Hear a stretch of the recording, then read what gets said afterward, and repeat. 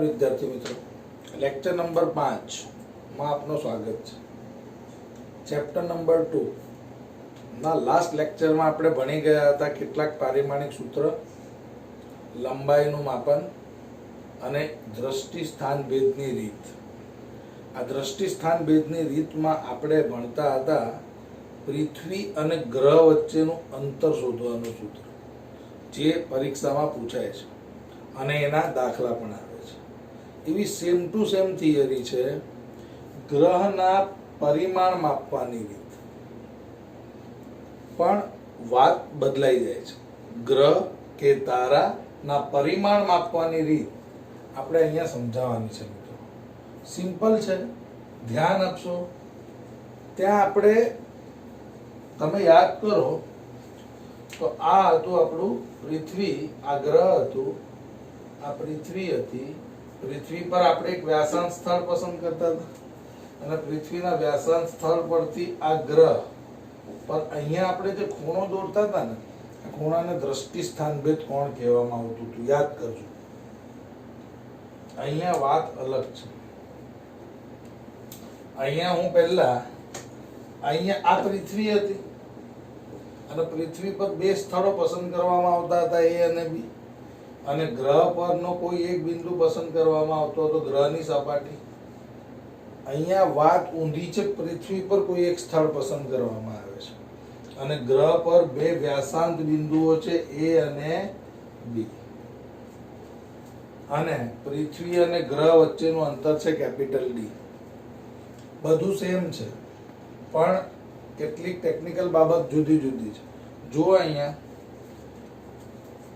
આ આકૃતિને મગજમાં મિત્રો રાખવાનું। અહીં આપણે શું કરીએ છીએ, અહીં કોઈ ગ્રહ નું પરિમાણ માપવું છે। ગ્રહનું પરિમાણ એટલે શું મિત્રો? ગ્રહનું પરિમાણ એટલે ગ્રહનો વ્યાસ આપણે માપવો છે। આ ગ્રહ છે ને મિત્રો, આ ગ્રહનો વ્યાસ આપણે શું કરવાનો છે, માપવાનો છે। ઓકે, હવે તો તેના માટે આપણે મિત્રો શું કરીશું, પૃથ્વીના કોઈ એક સ્થળે થી કોઈ અવલોકનકાર ગ્રહના વ્યાસાંત બિંદુઓ એ અને બી નું શું કરે છે, અવલોકન કરે છે। જોઈ લો, આ પૃથ્વી છે, પૃથ્વી પર કોઈ સ્થળ છે, આ સ્થળને ધારો કે હું ઈ લઈ લઉં, આના પરથી કોઈ અવલોકનકાર, આ ગ્રહ છે, ગ્રહ પરના વ્યાસાંત બિંદુઓ એ અને બી નું એક સાથે શું કરે છે, અવલોકન કરે છે। સમજો છો? હવે અહીં તમે જોશો તો આને ઈ એ અને ઈ બી શું છે, તો ઈ એ અવલોકન દિશા અને ગ્રહ અને પૃથ્વી વચ્ચેનું અંતર, એટલે અવલોકન કાની અવલોકન દિશા કઈ કઈ છે, ઈ એ બરાબર ઈ બી બરાબર કેપિટલ ડી। ઓકે, અને ગ્રહનો વ્યાસાંત અંતર કેટલું છે, તો અહીંયા આપણે લીધું છે એ બી બરાબર સ્મોલ ડી। હવે અહીંયા ડેફિનેશન પર ધ્યાન આપો મિત્રો। ડેફિનેશન શું કહે છે, ગ્રહના વ્યાસ વડે, આ ગ્રહ છે, ગ્રહના વ્યાસ વડે પૃથ્વી પરના કોઈ અવલોકન સ્થળે રચાતા આલ્ફા કોણને ગ્રહનો, ઊંધી વાત થઈ ગઈ છે મિત્રો। અહીંયાથી આ વ્યાસથી, આ વ્યાસ, આ બંનેને જોઈન્ટ કરીએ તો ગ્રહનો શું બનશે, વ્યાસ। આ વ્યાસથી પૃથ્વીના કોઈ સ્થળે અહીંયાથી અને અહીંયાથી જે એંગલ બને છે એ એંગલને આપણે ગ્રહનો કોણીય વ્યાસ કહીએ છીએ. સમજો છો? ગ્રહના વ્યાસ વડે, આ ગ્રહ છે, ગ્રહનો વ્યાસ વડે પૃથ્વી પરના કોઈ અવલોકન સ્થળે, આ પૃથ્વીનું અવલોકન સ્થળે છે, રચાતા કોણને ગ્રહનો શું કહેવાય છે? કોણીય વ્યાસ. સમજો છો? તો આ ડેફિનેશન યાદ રહેવી જોઈએ મિત્રો. આપણે ગ્રહ ના કોણીય વ્યાસ ને આપણે શું કહીએ છીએ? આલ્ફા વડે દર્શાવીએ છીએ.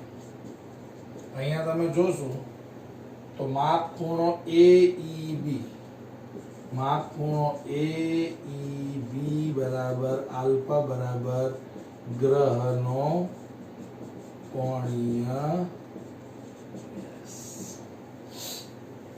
ઓકે, હવે જુઓ, કમ્પેર કરો. અહીંયા પૃથ્વી પર, અહીંયા ગ્રહ પર વ્યાસાંત અંતર, અહીંયા હતું પૃથ્વી પર વ્યાસાંત અંતર.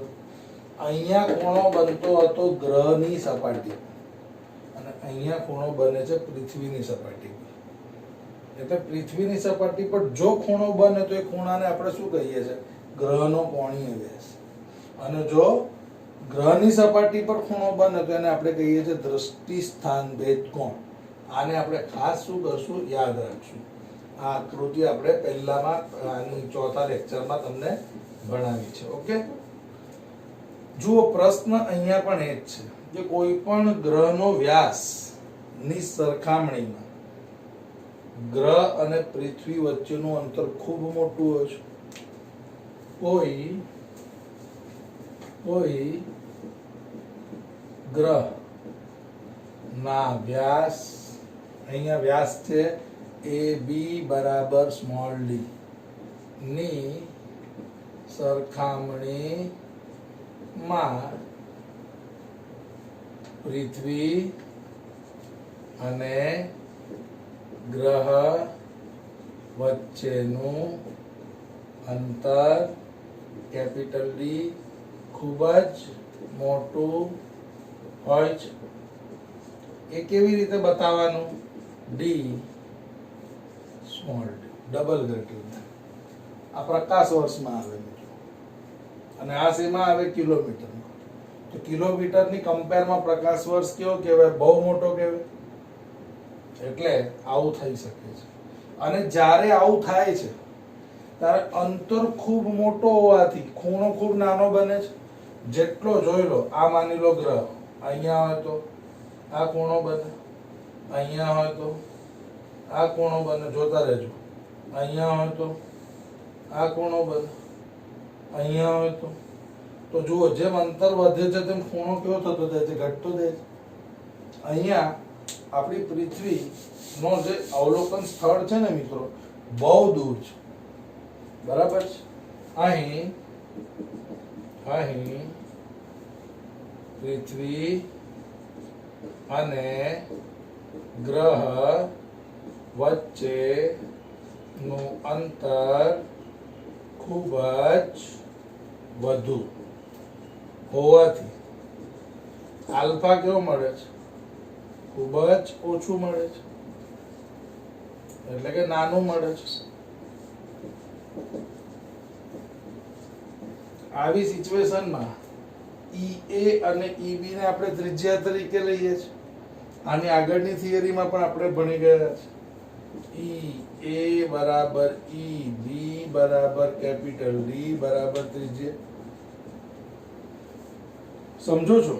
તો અને AB ને આપણે ચાપ તરીકે લઈએ છીએ.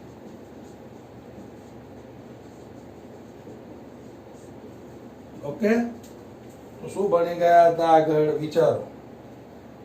ખૂણો બરાબર ચાપના છેદમાં ત્રિજ્યા. અહીંયા ખૂણો એટલે શું બનશે? આલ્ફા. ચાપ બનશે તમારી AB અને ત્રિજ્યા બનશે તમારું EA લઈ લો અથવા EB લઈ લો. તો આલ્ફા બરાબર મળશે તમને AB મળશે સ્મોલ d એ મળશે કેપિટલ ડી. શોધવાનું શું છે? ગ્રહનો વ્યાસ. તો સ્મોલ ડી શું છે? ગ્રહનો વ્યાસ. આપણને ગ્રહનો વ્યાસ પરિમાણ શોધવાનું છે ને, તો સ્મોલ ડી બરાબર આલ્ફા ઇન્ટુ ડી, જે ગ્રહના વ્યાસનું સૂત્ર છે. જ્યારે પણ આ થિયરી લખો ને મિત્રો, ત્યારે આને અને ચોથા લેક્ચરની દ્રષ્ટિ સ્થાન ભેદ કોણ બંનેને કમ્પેર કરીને ભણજો, જોજો, તો તમને આઈડિયા આવશે કે બંનેમાં ડિફરન્સ શું છે.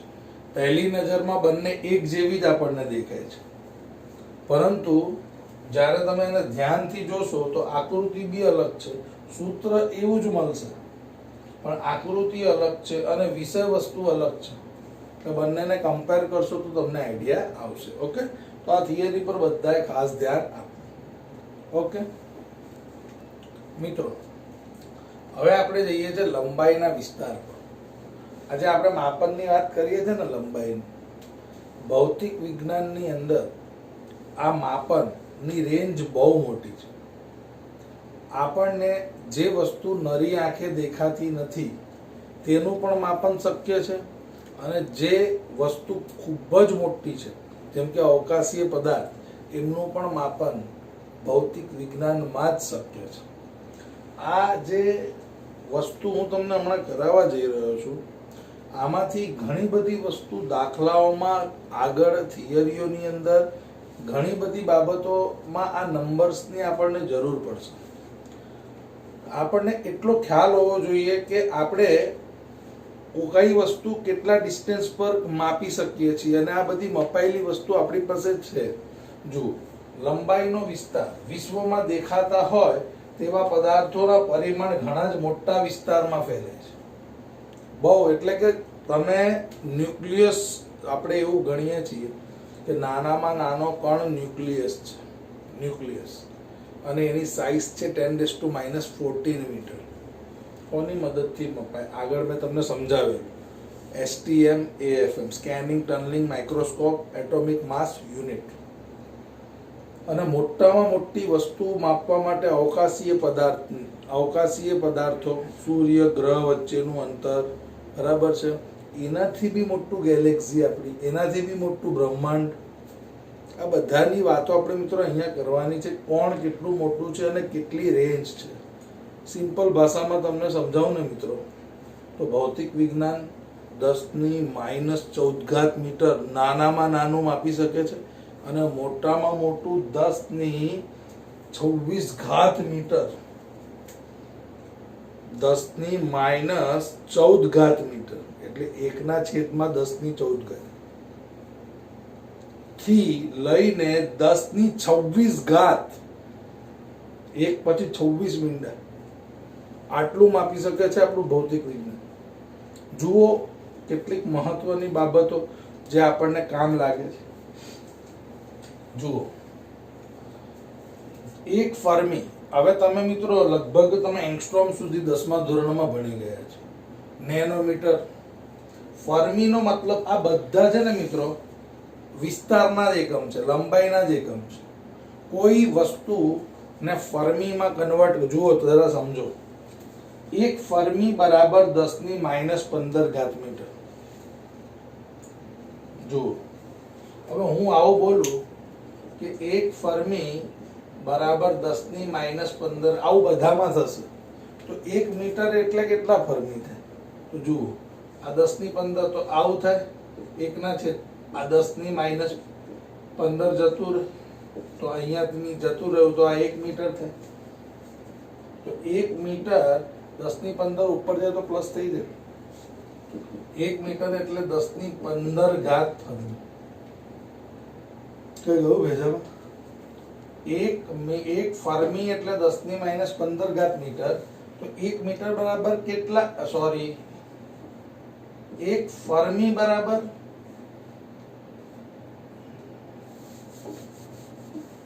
અહીંયા આવશે 10⁻15 ફર્મી બરાબર 1 મીટર.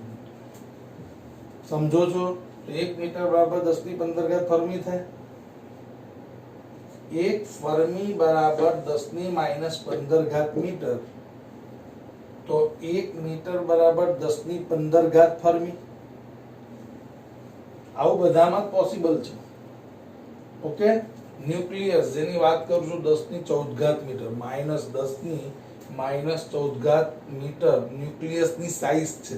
ન્યુક્લિયસ એટલે પરમાણુ આવે, પરમાણુનું પરમાણુ કેન્દ્ર આવે, પરમાણુ કેન્દ્રનું જે સાઈઝ છે ને એ 10⁻14 મીટર, બહુ જ સૂક્ષ્મ કહેવાય. 1 એંગસ્ટ્રોમ વિશે તમે જાણો છો 10⁻10 મીટર. 1 એંગસ્ટ્રોમની વેલ્યુ આવે 10⁻10 મીટર. આ પણ એક પ્રકારનું માપ છે. 1 નેનોમીટર 10⁻9 મીટર. 1 micrometre 10⁻6 metre. જો આ સીધી લાઈન જ છે મિત્રો. અહીંયાથી તમે ગણો, આ તો fermi 10⁻15, nucleus 10⁻14, 1 angstrom 10⁻10, 1 nanometre 10⁻9, 1 micrometre 10⁻6, 1 millimetre એટલે 10⁻3 મીટર, 1 કિલોમીટર. હવે છે ને આ બધી વસ્તુઓ ફરીને પરીક્ષામાં પૂછી શકાય છે. જુઓ, તમને પરીક્ષા તો સમજ્યા, પણ દાખલામાં કન્વર્ઝનમાં તમને કોઈ એવું કે ભાઈ 1 એંગસ્ટ્રોમ તો 1 એંગસ્ટ્રોમ એટલે તમને ખબર હોવું જોઈએ 10⁻10 મીટર. પણ મીટરને એંગસ્ટ્રોમમાં ફેરવવું હોય તો 1/10⁻10 એંગસ્ટ્રોમ બરાબર અહીંયા 1 મીટર થઈ ગયું. તો 1 મીટર બરાબર કેટલા થશે? 10⁻10 એંગસ્ટ્રોમ થશે. કઈ સમજાય છે? ખ્યાલ આવે છે? 1 એંગસ્ટ્રોમ બરાબર 10⁻10, તો 1 મીટર બરાબર 10⁻10 એંગસ્ટ્રોમ થાય. સમજો છો? માની લો કે 1 નેનોમીટર છે. 1 નેનોમીટર એટલે 10⁻9 મીટર. હવે કોઈ તમને પૂછે 1 મીટર બરાબર કેટલા નેનોમીટર? 1 મીટર બરાબર કેટલા નેનોમીટર? તો હું તરત જ શું કરીશ? 1/10⁻9 મીટર, સોરી, નેનોમીટર બરાબર 1 મીટર. આવું છે. તો 1 મીટર બરાબર કેટલા થશે? 10⁹ નેનોમીટર. આ રિલેશન જેને મિત્રો યાદ હોય ને એની નાવડી પાર, એને ફટાફટ બધું આવડશે. હવે જુઓ, 1 માઇક્રોમીટર એટલે 10⁻6 મીટર. તો હવે ડાયરેક્ટ મૂકું, 1 મીટર બરાબર 10⁶ માઇક્રોમીટર. સીધું લખી શકે. 1 મિલીમીટર બરાબર 10⁻3 મીટર. આના દાખલાઓ આપીશ તમને મિત્રો, તો તમે કરશો તો તમને આઈડિયા આવશે. તો 1 મીટર બરાબર 10⁻3 મિલીમીટર. સમજો છો? પછી આવે છે 1 કિલોમીટર. 1 કિલોમીટર એટલે 10⁻3 મીટર. બહુ બધી જગ્યા. તો 1 મીટર બરાબર 10⁻3 કિલોમીટર. યાદ રાખો, આ રિલેશન જ ઇમ્પોર્ટન્ટ છે મિત્રો. આવું મુકતા તમને આવડવું જોઈએ. આના દાખલા તમને પુષ્કળ આપીશ, તમારે ગણ્યા જ કરવાનું, તો તમને ઇમ્પ્રુવમેન્ટ આવશે. કેલ્ક્યુલેટર હવે લઈ લેજો, સાયન્ટિફિક નહીં હોવું જોઈએ. સિમ્પલ કેલ્ક્યુલેટર આવે છે. કેલ્ક્યુલેટર પર જ્યારે તમને હોમવર્ક આપીશ ત્યારે એ હોમવર્કની ગણતરી આજે જસ્ટ સમજો અને આની પ્રેક્ટિસ કરજો વારંવાર. આ તમને લાગે છે બહુ સિમ્પલ, પણ દાખલા માટે બહુ કામનું છે. ચાલો, હવે આટલી વસ્તુ થઈ. હવે આવે છે મેગામીટર. જુઓ, 1 મેગામીટર એટલે 10⁶ મીટર. તો 1 મીટર બરાબર 10⁻6 મેગામીટર.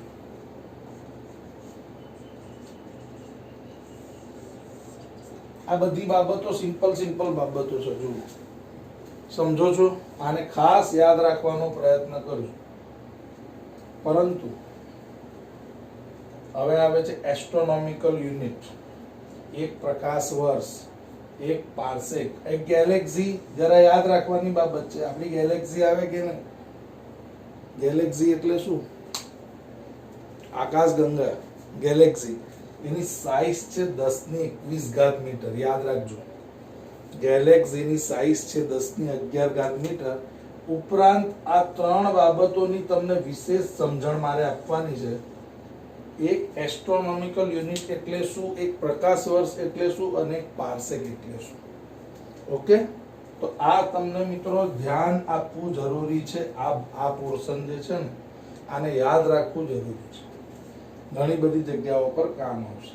ઓકે, હવે આપણે જઈએ છીએ મિત્રો એક એસ્ટ્રોનોમિકલ યુનિટ. જુઓ, એક એસ્ટ્રોનોમિકલ, કેપિટલ એ અને કેપિટલ યુ. કેપિટલ એ અને કેપિટલ યુ ને આપણે કહીએ છીએ એસ્ટ્રોનોમિકલ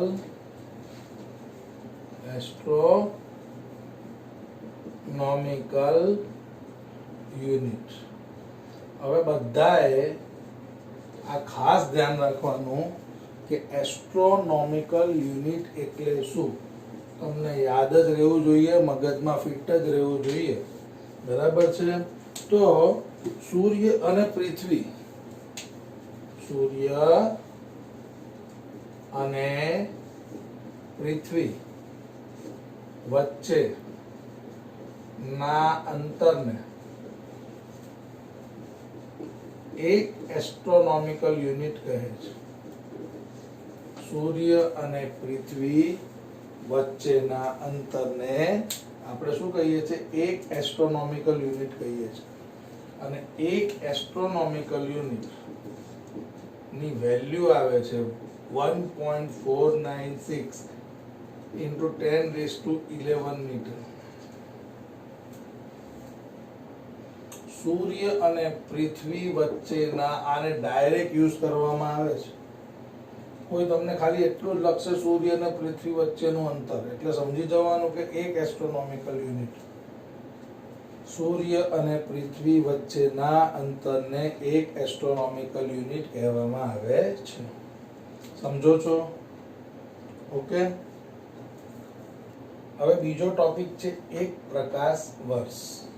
પ્રકાશ વર્ષને લાઇટ યર કહેવામાં આવે છે. શું આપણે કહીએ છીએ?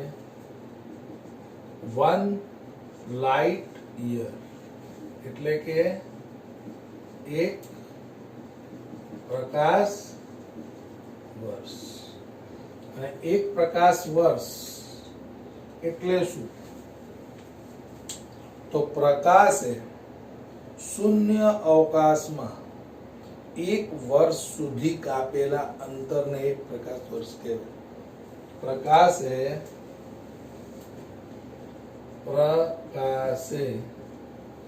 શૂન્ય અવકાશમાં એક વર્ષ સુધી કાપેલા અંતરને એક પ્રકાશ વર્ષ કહે છે. એક પ્રકાશ વર્ષ કહે છે. એટલે શું? હવે પ્રકાશ ની ઝડપ કેટલી? 3×10⁸ મીટર પ્રતિ સેકન્ડ. કેટલાક લોકો 2.99 પણ લખે છે, પણ 2.99 નિયર અબાઉટ 3 જ કહેવાય. સમય કેટલો? 1 વર્ષ. અને શોધવાનું શું છે? અંતર. એ આપણે શોધવાનું છે. તો તમને ભણાવવામાં આવ્યું છે અંતર બરાબર વેગ ગુણ્યા સમય. અંતરને આપણે શું કહીએ છીએ? પ્રકાશ વર્ષ. વેગ કોનો? પ્રકાશનું. કેટલું? 3×10⁸. અને સમય કેટલો? તો સમય આવે છે 1 વર્ષ.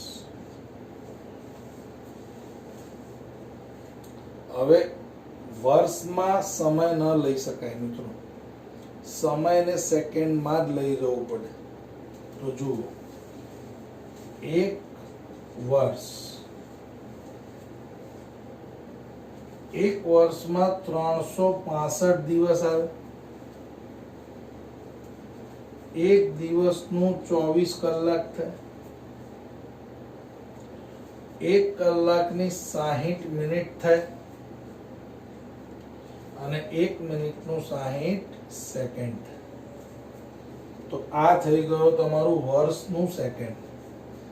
1 વર્ષ એટલે બધાનો તમે ગુણાકાર કરશો તો તમને શું મળશે? સેકન્ડ મળશે. સમજો છો? તો અહીંયા આવું થઈ શકે છે. તો આ વર્ષને ડાયરેક્ટ વર્ષ ન લખાય. વર્ષને શેમાં કન્વર્ટ કરવું પડે? સેકન્ડમાં કન્વર્ટ કરવું પડે.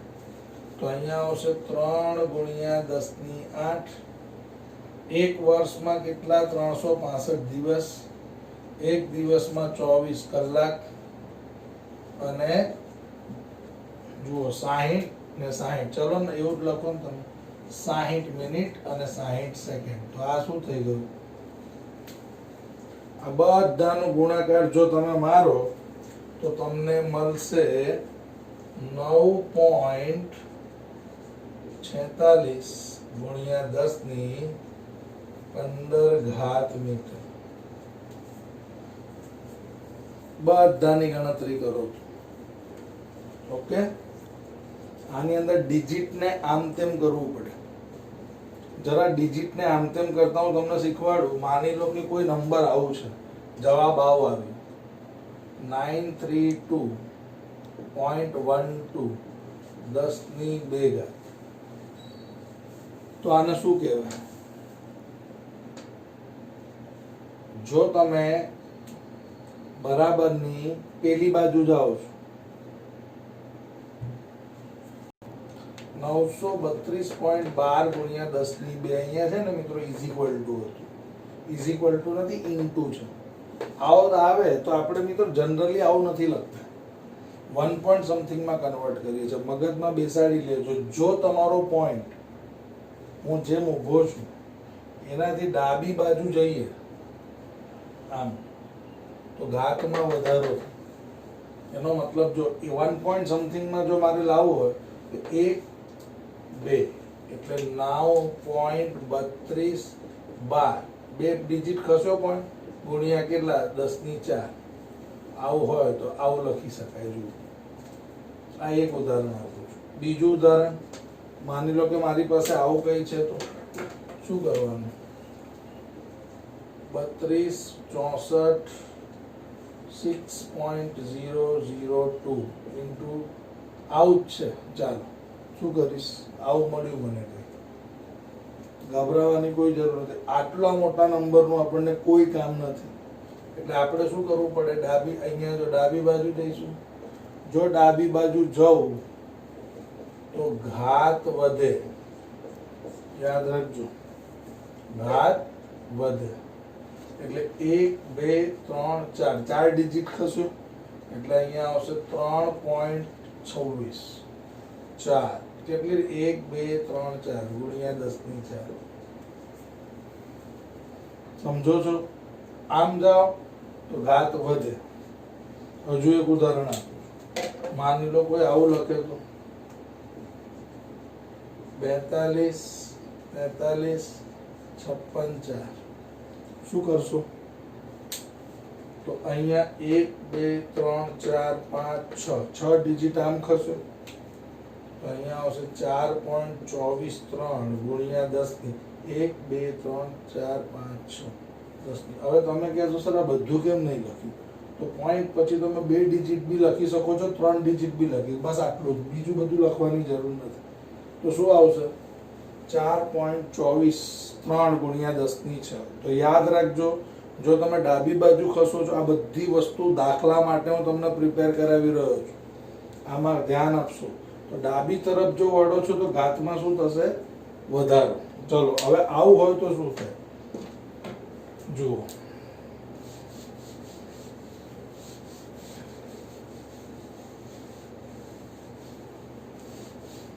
જુઓ, ધારો કે મારી પાસે આવું છે, જો યાદ રાખજો, જમણી બાજુ જાઓ ને તો ઘાત ઘટે, સમજી લેજો. જો મારી પાસે આવું હોય તો 0.0000325 શું કરીશ આને? તો મિત્રો મારે શું કરવું પડે? જમણી બાજુ જવું પડે. 1 2 1 પોઈન્ટ સમથિંગ માં કઈ બી કરીને લાવવાનું.